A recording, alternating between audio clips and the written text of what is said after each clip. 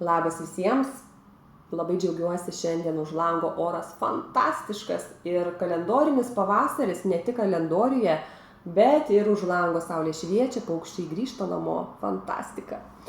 O šiandien aš noriu su jumis pasidalinti vienu tipsu. Ar esate girdėję posakį? Nerizikuodamas dar daugiau rizikuoji. Ir iš tiesų, kokia išmintis čia. Ir aš puikiai tai galiu pajausti per savo praktiką.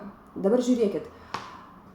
Dažnas žmogus nemėgsta pokyčių, nes tai reikštų, kad jam reikia viską realiai savo gyvenime keisti. Nuo požiūrio iki tai, ką jisai turi materialiai susikūręs, reiškia naujų įgūdžių, prisitaikyti, išeiti iš komforto zonos ir ne visiems tai patinka. Bet ta saugumo zona, pavyzdžiui, jeigu jūs dirbate darbą N metų ir jau vidus kviečia eiti kažkur kitur, nes jaučiate, kad šitoj vietoj nebėra vidinės ugnies, ar ne, nebėra džiaugsmo tai, ką darote, nebematote prasmės, bet tiesiog darote, nes daug metų tai esate įdirbę ir čia pinigai, čia komfortas, čia viskas žinoma, čia nereikia nieko daug kažko naujo ieškoti ir stengtis, nes jau yra viskas disciplinuota ir atidirbta.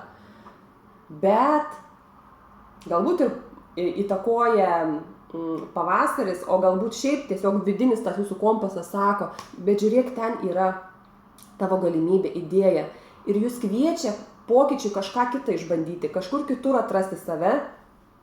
Ir jūs tarsi svarstote, ar palikti visą tą komfortą, ar likti ir toliau tęsti tą savo, sakykime, tokią agoniją, ar ne, vis tildydami savo vidinę ugnį, savo vidinę šnabždėsį, intuiciją, ar tai širdį, kaip be pavadintumėt, ar visgi eiti į tą naują pokytį. Žinokite, kad tas vidinis šnabždėsys, jisai žino, kad jums ten bus gerai. Nieko nevyksta be reikalo ir taip pastangų reikia įdėti, bet tai, ką jūs, kokias galimybes atvers jums tas naujas pokytis, kiek jums duos tiek vidinio, tiek išorinio peno, jūs sužinosite tik tai padarę žingsnį. Ir galbūt tai ir pasitvirtina, kad tu nerizikuodamas, reiškia nieko savo gyvenime nekeisdamas, rizikuoji daugiau, nes tu prarandi tai, kas tavęs laukia tam kitam pokytį. Va taip, mylėjai. Ir mano situacijoje tai lygiai taip pat. Tie, kas mane stebite, matėte ar ne, aš 8 metai buvau vienoj kompanijoje ir su užsidegimu dariau tai, ką dariau ir man viskas labai patiko iki to momento, kol atėjo vidinis toks suvokimas, kad viskas laikas daryti pokytį. Ir taip, aš taip pat vienoj pusėje palikau viską. Taip, tai mano įdirbis, mano klientai, mano tarptautinė komanda, ar ne, stabilus, daugmaž tas atlyginimas, visa kita, įdirbis, tik sėdėk savo komforto zonoje ir mėgaukis savo įdirbį, ar ne?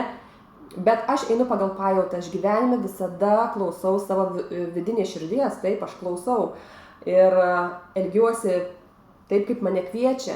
Ir su to pokyčiu, kai aš nusprendžiau, kad einu viskas, einu kitur, kiek manyje atsivėrė energijos, o tokio ugnelės vidinės, kaip aš noriu veikti, aš tokia kaip naujai atgimusi. Tai štai ką dovanoja pokyčiai ir pasirinkimas. Visada rinkitės savo vidinį jausmą, save.